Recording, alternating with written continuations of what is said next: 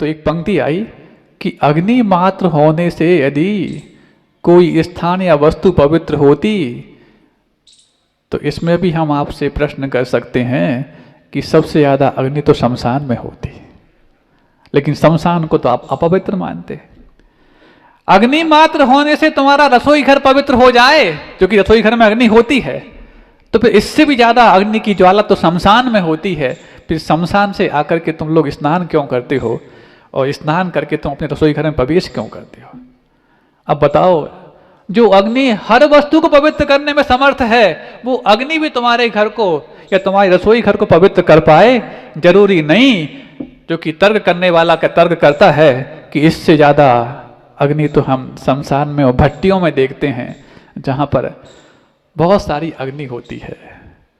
लेकिन जो अग्नि आपके रसोई घर को पवित्र नहीं कर सकती, जब ध्यान रूपी अग्नि जिनके घट में प्रदीप्त रहती है, जो ध्यान रूपी अग्नि से अपनी साधना को पवित्र करते चले जाते हैं, जब वो शमशान से साधना करके भी आपके रसोई घर में पहुंच जाएं, तो ध्यान रूपी अग्नि जिनके घट में जल रही है, वो यदि घर में पहुंच जाते हैं तो वो महल ना रोकर मंदिर बन जाता है। और अभी तक जो तुम्हारा घर रसोई घर की अग्नि से पवित्र होता था, वो ठीक उसी मसान के माध्यम से मसान के समान माना जाता है, क्योंकि अग्नि तो वहां पर भी है और अग्नि तुम्हारे घर में भी है। तब बात समझ में आई कि क्यों कहा जाता है जिस घर में साधु के चरण नहीं पड़े वो मसान की तरह है। वो मसान, मकान, महल और मंदिर, ये तीनों में माँ है, लेकिन इन तीनों के माँ को मंदिर का रूप उन्हीं माँ के द्वारा प्रदान किया जाता है, जिनका नाम भी माँ यानी मुनि से प्रारंभ होता है। तो बस जैसी प्रधान पहुंचे मुनिवर ज्ञान सागर जी महाराज विराजमान हो गए, पाद प्रक्षालन हुआ। और पाद प्रक्षालन ये नवधा भक्ति है, उनके चरण धुलाने के लिए तुमने पाद प्रक्षालन नहीं किया है, क्योंकि वो चरण तो चौके के बाहर धो करके भी आए हैं। लेकिन तुमने यदि उनका वापस से पाद प्रक्षालन किया है, तो अपने मस्तक को प्रक्षालित करने के लिए, अपने मन को प्रक्षालित करने के लिए, अपने पूरे कीर्तन को प्रक्षालित करने के लिए तुमने वो पाद रज को प्रक्षालित किया है, ताकि वो गंधोदक अपने माथे पर चढ़ा पाए। वो गंधोदक माथे पे लगाना ये नवधा भक्ति है, उनके चरण धुलाना मात्र नहीं। सुन रहे हो? कई बार देखा जाता है, एक हाथ में तरफ की थाली, एक हाथ में ऐसा किया और थाली को वहां रख दिया। ना नवधा भक्ति हुई, ना विनय हुई। सुन रहे हो? हाँ महाराज, हमें सुनाने से क्या मतलब, जिनको सुनना चाहिए वो तो वहां प्रतीक्षा कर रहे होंगे। हाँ, वो भी सुन रहे होंगे। इसलिए नवधा भक्ति है, गुरुओं के चरणों की पाद रज को अपने माथे पे लगाना, ये नवधा भक्ति के अंतर्गत आता। और इसके पश्चात फिर उच्चासन हो गया, पाद प्रक्षालन हो गया, अब पूजन। हाँ, बिखराते हैं गली गली वाली नहीं, क्या जैन धर्म के हीरे मोती बिखराते हैं गली गली। हाँ, चावल बिखराने वाली नहीं, विवेक पूर्वक एक कण भी नीचे ना गिर जाए, ऐसा विवेक वहां पर होना चाहिए। आपके हाथों में वो संवेदना आ जाए, वो आपके हाथों में ऐसी कोमलता आ जाए कि वो वहां पर एक एक वो, चाहे वो लवंग हो, चाहे वो अक्षत का अथवा पुष्प का दाना, अत्र अवतर अवतर संभोषता वानव, आप किसको आह्वान कर रहे हो? तीन लोक की सबसे गौरवशाली संपदा को तुम आह्वान कर रहे हो। तो वो आह्वान हो तो तुम्हारे अंग अंग कैसे रोमांचित होने चाहिए, ऐसे भाव तो लाओ। एक दिन की तुम्हारी पूजन अभी तक की वर्षों की पूजन पर भारी पड़ सकती है। ये भाव से ही जन्म मरण, भाव से ही सुख दुख, और भाव से ही होत है ये भव को अभाव है। भव का अभाव करना कि नहीं? करना है, लेकिन कैसे होगा? ये भाव पहले अंदर भरो तो सही, ये भरो तो सही भाव। और जब ऐसा होता है, पूजन हुई, पूजन होने के पश्चात प्रगान हो गया, उच्चासन हो गया, पाद प्रक्षालन हो गया, पूजन हो गई, उसके पश्चात नमन। हाँ, ऐसे नहीं कि थाली उठाई, मन शुद्धि वचन शुद्धि काय शुद्धि, हाँ उसी में बोलते जा रहे। क्या बोलते जा रहे भगवान जाने। जो शुद्ध था उसको भी अशुद्ध करते जा रहे। हाँ, उसको अलग पहले अच्छे से और ऐसा नहीं, अब वो बिखर गए हैं, मान लो किसी गलती से का चावल गिर गया तो उसको ऐसे हाथ से पोंछा लगा दिया, पहले तो हाथ गीला था, फिर जाके पोंछा लगा के हाथ गंदे कर लिए और इतने से पानी से उसको ऐसे कर लिए, शुद्धि हो गई इनकी। हाँ, एक बार की प्रभु के दरबार में मलिन हाथ लेके पहुंच गया था तो अगले जीवन में करकंडू बनना पड़ा। सुन रहे हो? करकंडू समझते हो? कर मतलब हाथ, कंडू मतलब खुजली, हाथ में खुजली हो गई थी एक बार की। और सोचो तुम तो वो दरबार में पहुंचा था तो ये हो गया था, अब तुम उनके दरबार में पहुंच करके उनको आहार भी दे दो ऐसे गंदे हाथों से, तो क्या होगा तुम्हारा हाल? क्या हाल होगा बताओ? हाँ शांति, क्या हाल होगा बताओ? सुन रहे हो? इसलिए बहुत विवेक की आवश्यकता है। दाता के 7 गुणों में राजा है विवेक गुण, श्रद्धा, भक्ति, तुष्टि, अमाश्चर्य, अलुद्धता, विवेक और क्षमा। ये विवेक गुण बहुत महत्वपूर्ण है। कितना पालन होता है विवेक का? महाराज जब आप आ जाते हो तब तो कर लेते हैं, उसके अलावा तो सब करते रहते हैं। अब महाराज सबसे ज्यादा विवेक का पालन तो करना पड़ता है, मोबाइल में दिक्कत ना हो जाए, इसकी सिम खराब ना हो जाए, कितने मैसेजेस आ रहे हैं, वो आ रहा है कि नहीं आ रहा है, और वो उसी मोबाइल को बाजू में रख कर ही भोजन तैयार कर रहे हो और बीच में आ जाए तो बार बार उसको, हाँ बिल्कुल महाराज परम पवित्र उसके पास तो ऐसी रिद्धि है मोबाइल के पास, वो अग्नि के माध्यम से भी नहीं इसको तो सिर्फ एक ही जगह पवित्र किया जा सकता है, मोबाइल को झोंक दिया जाए उसको, तब पवित्र होगा, वो भी पवित्र हो जाएगा, उसके अभाव में तुम्हारा दिमाग भी पवित्र हो जाएगा। सुन रहे हो? हाँ, बस उसके बाद विवेक के माध्यम से एक एक कण वहां पर नहीं, अच्छे से हाथ, जब तक वो गंदा पानी टपक रहा है तब तक आपके हाथ पवित्र नहीं हुए हैं। जब जैसा पानी डाला वैसे ही नीचे से निकलने लग जाए तब मानना कि तुम्हारे हाथ धुले हैं। जब साधु यहाँ से धो करके गए, उसके बाद आपके यहाँ धोए, बेसन से भी धोए, उसके बाद आहार ग्रहण कर रहे हैं, तो वो क्यों ग्रहण कर रहे हैं शुद्ध हाथों से जब तुम्हारे अशुद्ध हाथों से आ रहा है उसमें? तो जब गंदा ही जाना है तो उनके हाथ धोने की आवश्यकता क्या है? सुन रहे हो? क्योंकि बनाया तो आप लोगों ने है ना, वो यदि गंदगी के साथ चला गया तो क्या होगा सोचो। जिस एक बार के आहार दान के माध्यम से अनंतकालीन कर्म परमाणुओं को भी चकनाचूर होने के लिए मजबूर होना पड़ता है, ऐसी अद्भुत प्रक्रिया होती वो आहार दान की, जो अष्ट के परिवार वहां पर करने के लिए पहुंचे हैं। और मंद मंद प्रसन्नता के माध्यम से गुरुनाम गुरु आचार्य ज्ञान सागर जी महाराज उनको हौसला अफजाई कर रहे हैं, क्योंकि इतनी दूर से आए हैं। हाँ, जब ज़्यादा ही एक्सपर्ट लोग होते हैं तो साधु बिल्कुल उदासीन हो जाते हैं, और जब थोड़े से घबरा रहे होते हैं इतना ही बोल दो तो बस प्रसन्न हो जाते, ऐसा लगता है उनके उन्होंने घड़ों घड़ों पानी फेर दिया हो, ऐसा हो जाता है। इसके बाद मन शुद्धि, वचन शुद्धि, काय शुद्धि, आहार जल शुद्ध है। हे स्वामिन, हमारे पूरे परिवार को धन्य करने वाला उद्धार का सबसे बड़ा उपक्रम हम पर कीजिए, और हमारे नवधा भक्ति को स्वीकार करके आपकी साधना में कुछ ईंधन बन सके, इस आहार को ग्रहण कीजिए। ऐसा जब कहा तो बस मुद्रा को खोला, और ऐसा नहीं मुद्रा खोल के अंजलि बना करके चबा चबा के तमाम तरह के बोले जाएं, सबकी क्या आवश्यकता है आपके लिए? आपको अपनी भक्ति करना है बस। अंजलि छोड़ मुद्रा बांध अंजलि छोड़, ये तो उनको पता नहीं है क्या हम क्या ऐसे करके आहार कर लेंगे क्या? वो ये क्यों बोलने की आवश्यकता है वहां पर? हे भगवान, आहार ग्रहण कीजिए, इतना अच्छे से बोलो विनय के साथ। अब भूल जाते हैं अंजलि बोलना है कि मुद्रा बोलना है। हे स्वामिन, आहार ग्रहण कीजिए, बस शुद्धि बोल दी है स्वामिन, आहार ग्रहण कीजिए। उन्हें मालूम है कि ऐसे करना पड़ेगा, हमारे लिए हाथ धोना पड़ेगा और फिर जाके कायोस्तर करना पड़ेगा, भक्ति करना पड़ेगा, तब आहार हम लेंगे। आप सिखाएंगे उनको क्या? अब उसके बाद हाँ, अब धीरे धीरे, अब चूंकि वृद्ध काया है, हाथ धो करके भक्ति की सिद्ध भक्ति करने के पश्चात और धीरे से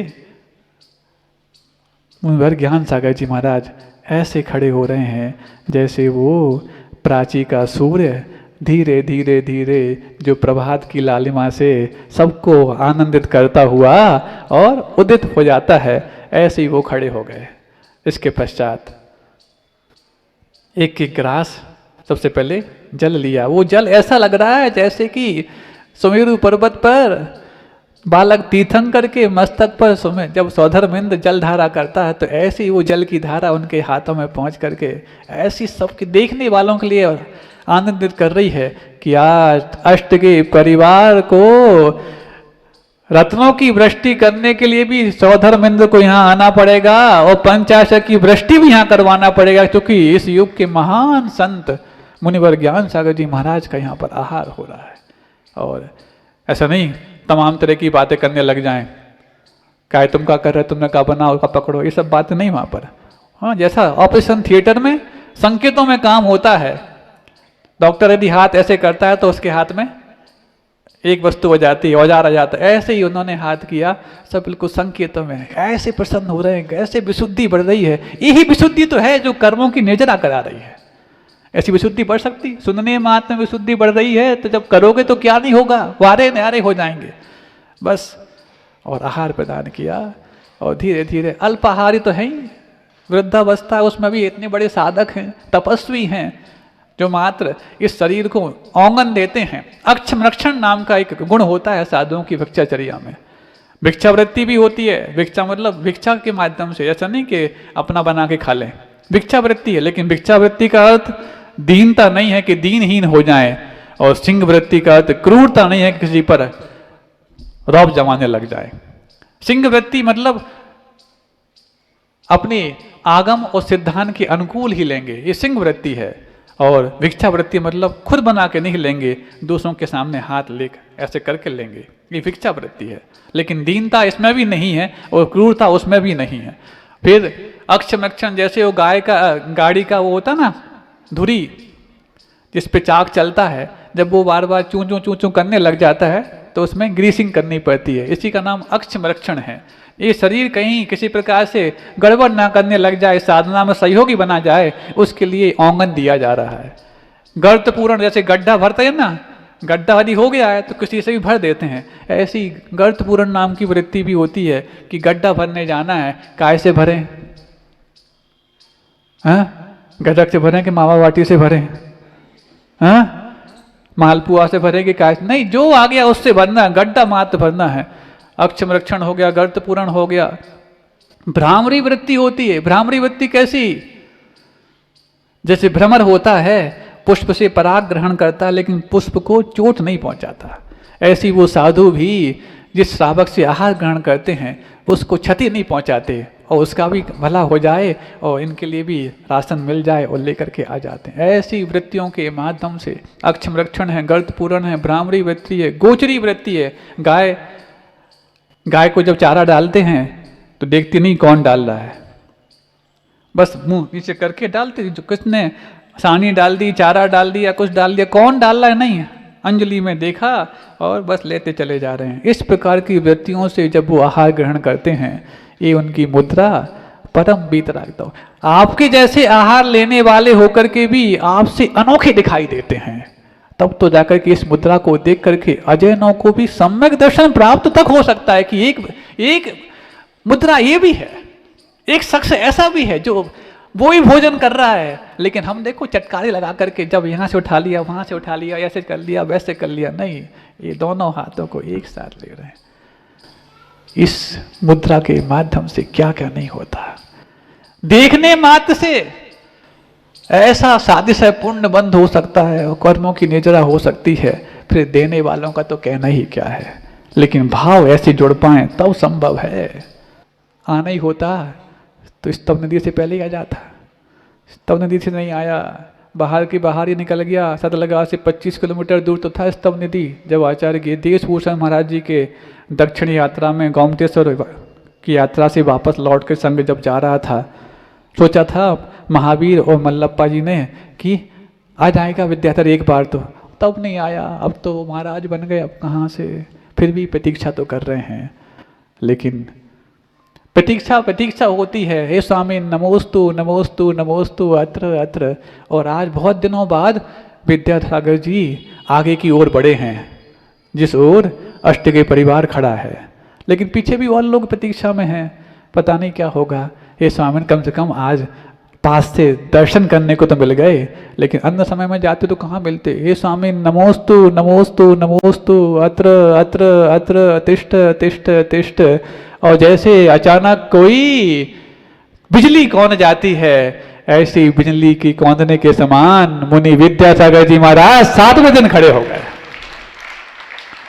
क्या अवसर होगा सोचो, अचानक अनएक्सपेक्टेड आ गए, आके खड़े हो गए। अब तो कुछ सूझ नहीं रहा। मुनिवर ज्ञान सागर जी महाराज तो फिर भी मुस्कान दे रहे थे, संभाल रहे थे घबराहट को, लेकिन ये तो बिल्कुल हाँ सोचो, ये नहीं कि अपने तो है अच्छे से, नहीं बिल्कुल। अब सबसे ज्यादा घबरा रहे हैं, अब कैसे होगा कैसे होगा। अरे तुम्हारे तो लाला है, कराओ हार। अब आसान नहीं, दूसरे महाराज को कराना फिर भी आसान है, लेकिन अब जाकर के घबरा रहे हैं, अब कैसे होगा। अब कोई साथ में ब्रह्मचारी तो उस समय आते नहीं थे कि हार कराने आएंगे या कुछ आएंगे, नहीं, कराए जैसे तैसे करके। और उस समय मारुति भी था जो बाहर से देख रहा था, आज मेरा सखा किस मुद्रा में है, ऐसी मुद्रा सबको शोभायमान कर रही, और बस ये है। ऐसे बाहर से देखा जा रहा है, जैसे वो नहीं, जब रामचंद्र जी आहार दे रहे थे कुलभूषण देशभूषण महाराज को, तो बाहर जाकर के वो जटायु है, ये सब पक्षी इत्यादि देख करके वो उसी जो गंदोदक में लोटपोट हो गए, जटायु के पूरे पूरे पंख स्वर्ण के हो गए थे। ऐसे ही ये तो फिर बाल सखा है, ये बाल सखा देख रहे हैं, स्वर्णिम दृश्य है, स्वर्णिम दृश्य है। कल तक जिसके साथ खेलते थे, आज वो कर्मों के साथ होली खेल रहा है और कर्मों को धू धू कर रहा है। और आहार हुए, और आहार होने के बाद अल्पाहार हुआ। बहुत जबरदस्ती देने की कोशिश की, ये ले लो ये ले लो, बहनों ने भी की, बहनें थी साथ में, उन्होंने भी की कोशिश, नहीं, लेकिन बीत रागता चौंकी तो अंजलि बंद कर ली, समझ गए कोई सार नहीं है, जो ले रहे हैं वही ले लेना। तो पता पड़ा कि इससे भी जाएंगे, और आहार जैसे संपन्न हुआ, और लौट करके बसतिका में जैसे ही आए, मारुति ने कहा मुझे आप आजीवन ब्रह्मचर्य व्रत दिलवा दो। बाजू में ज्ञान सागर महाराज जी के चरणों में निवेदन किया, आज मैंने आहार देखा है, आज मैंने आहार देखा है, मुझे आजीवन ब्रह्मचर्य व्रत। तो आचार्य ज्ञान सागर जी महाराज ने उनके लिए भी, सुन रहे हो, हाँ, सब कुछ छोड़ना, सब कुछ छोड़े हुए व्यक्ति के आपके पास आने के बाद कैसे गदगद भाव होते हैं। हम तो सोच रहे थे एक दृष्टांत तो ज़्यादा हो, कम पड़ेगा, 2-4 बोलने पड़ेंगे, लेकिन एक ही पूरा नहीं हो रहा है, वो समय पूरा हो गया। लेकिन ये समय में समझ कितनी पूरी हुई है, ये आपको देखना है। गुरुओं की भक्ति पूर्वक आहार दान की प्रक्रिया एक कर्म बंध से कर्म निर्जरा के बीच का अंतर पैदा करने वाली प्रक्रिया है। आपके जीवन में एक प्रक्रिया किस रूप में घटित हो सकती है, ये दाता के 7 गुणों पर डिपेंड होती है। आपके जीवन में वो दाता के 7 गुण आए, ताकि आप भी एक दिन रत्नत्रय के माध्यम से मुक्ति रमा से अलंकृत हो पाएं। इन्हीं भावनाओं के साथ अहिंसा परमो धर्म की